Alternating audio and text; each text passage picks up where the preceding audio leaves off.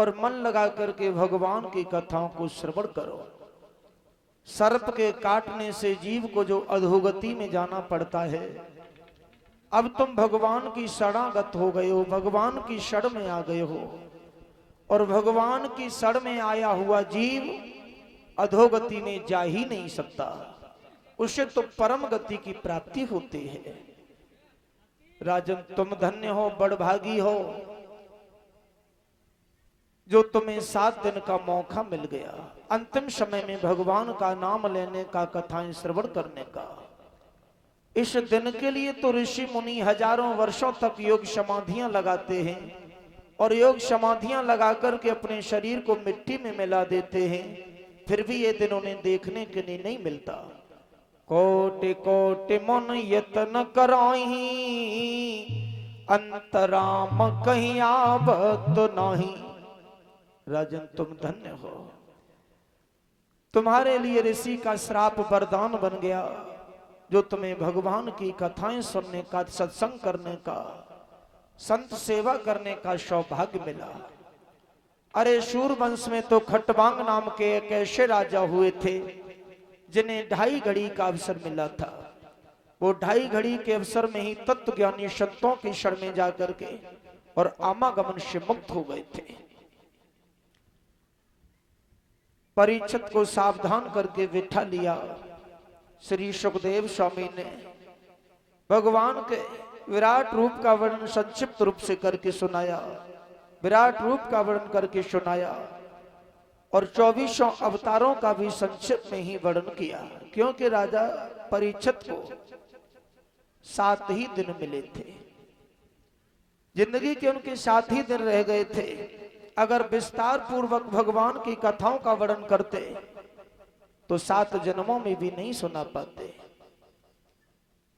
श्री सुखदेव स्वामी कह रहे हैं, राजन परीक्षित, जो भगवान योग में अवतार धारण करते हैं, वही नारायण भगवान संसार का नाश भी कर डालते हैं। 1000 भुजी होने के बाद इस संसार की रचना करते हैं और इसका पालन करते हैं। परीक्षित ने पूछा, भगवान, वो नारायण भगवान इस सृष्टि की रचना कैसे कराते हैं, कैसे इसका पालन करते हैं, कैसे संहार होता है? सो कृपा दृष्टि करके संक्षिप्त रूप से सृष्टि उत्पत्ति की कथा श्रवण करा दीजिए। ये जगत कैसे बनता है, कैसे इसकी रचना होती है, कौन सा सांचा है भगवान के पास में, कौन सा यंत्र है जो भांत भांत की दुनिया को वो विधाता बना देता है। बंधु,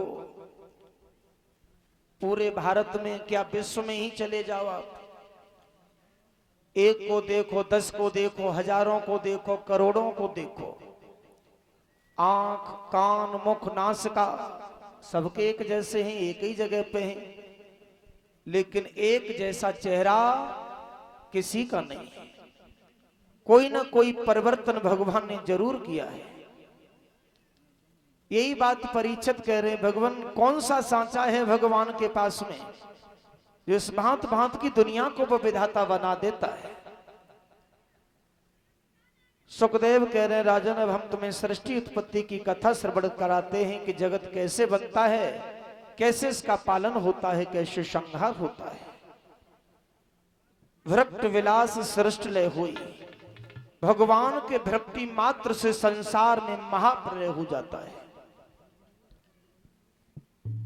जब इस संसार का महाप्रलय हो जाता है, सारा संसार जल करके खाक हो जाता है, पृथ्वी जलमग्न हो जाती है, चारों तरफ जल ही जल दिखाई देता है। उस समय केवल 3 चीजें शेष रह जाती हैं, ईश्वर, प्रकृति और जीव। प्रकृति का काम है बनाना और बिगाड़ना। जीव रूप हम सब बैठे ही हैं, जितनी भी आत्मा है परमपिता परमात्मा का ही अंश है। जैसे सूर्य की किरण शाम को सूर्य में समा जाती है, समुद्र की तरंग समुद्र में विलीन हो जाती है, ऐसे ही महाप्रलय के समय 84 लाख योनियों के जीव नारायण भगवान की ज्योति में जाकर के समाहित हो जाते हैं। फिर जब भगवान की इच्छा होती है जगत को बनाने की, तो वो 1000 भुजी होने के बाद इस संसार की रचना कराते हैं। वैसे उस प्रभु की बिना इच्छा के पत्ता भी नहीं हिल सकता। तेरी सत्ता के बिना हे प्रभु मंगल मूल, पत्ता तक हिलता नहीं तो खिले न कोई फूल। उस प्रभु की बिना इच्छा के कुछ हो नहीं सकता। इस संसार में एक पत्ता नहीं हिल सकता, फूल नहीं खिल सकता, पलक क्रिया नहीं कर सकते, हम श्वास नहीं ले सकते, तो फिर और क्या हो सकता है इस प्रभु की बिना इच्छा के। बंधु, आज सुबह की बात है, एक पुण्यात्मा जहां हम रुके हैं उस निवास स्थान पर गई थी और वो सृष्टि उत्पत्ति की चर्चा करने लगे।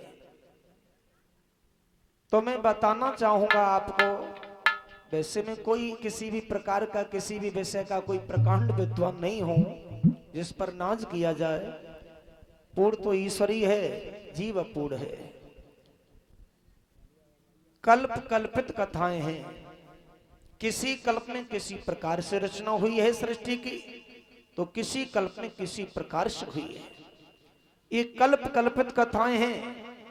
किसी कल्प में सोने के अंडे के द्वारा ब्रह्मा विष्णु शंकर का जन्म हुआ है, कभी विष्णु के द्वारा ब्रह्मा और शंकर का जन्म हुआ है, तो कभी ब्रह्मा के द्वारा शंकर और विष्णु का जन्म हुआ है, और किसी कल्प में भगवान शंकर के द्वारा विष्णु और ब्रह्मा का जन्म हुआ है।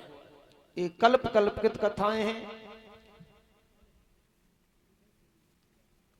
अब किसको बड़ा मानोगे, किसे छोटा मानोगे? तीनों देवा एक ही सेवा। ये प्रकृति के 3 गुण हैं, सतोगुण, रजोगुण और तमोगुण। सतोगुण से भगवान विष्णु हैं जो जगत का पालन करते हैं। ब्रह्मा जी रजोगुण से हैं जो रचना करते हैं, और भगवान शंकर तमोगुण से हैं जो इसका प्रलय करते हैं। तो तीनों देवा एक ही सेवा। अपने अपने गुण की प्रधानता में तीनों देवता हैं। इस 12 कल्प में आज हम जितनी भी कथाएं सुन रहे हैं, ये सब 12 कल्प की कथाएं हैं। 12 कल्प की कथा में जैसा वर्णन आया है वेद व्यास भगवान ने श्रीमद् भागवत महापुराण में, अन्य शास्त्रों में जैसा वर्णन है, उस प्रकार से हम आपको सृष्टि उत्पत्ति की कथा श्रवण कराते हैं। सो ध्यान देकर के श्रवण करो।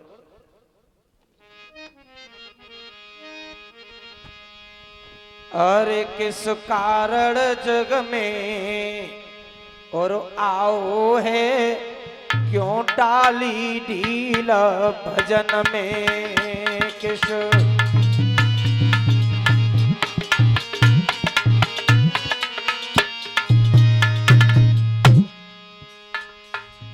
अभी पुष्पों का हार पहना करके जितेंद्र भाई गए हमें, तो कह रहे कि भेंट तुम्हारी हमने डोलची में रख दी है। कोई बात ना है, भगवान के दरबार में जितनी इच्छा हो उतने चढ़ाए दो, जितनी इच्छा उतनी ले जाओ।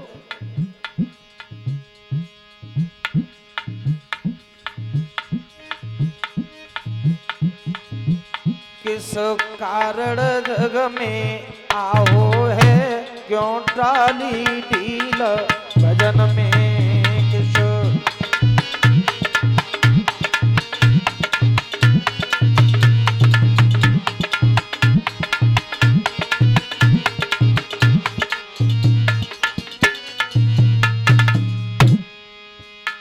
अरे तू तो आयो जगत पेठ में, तू तो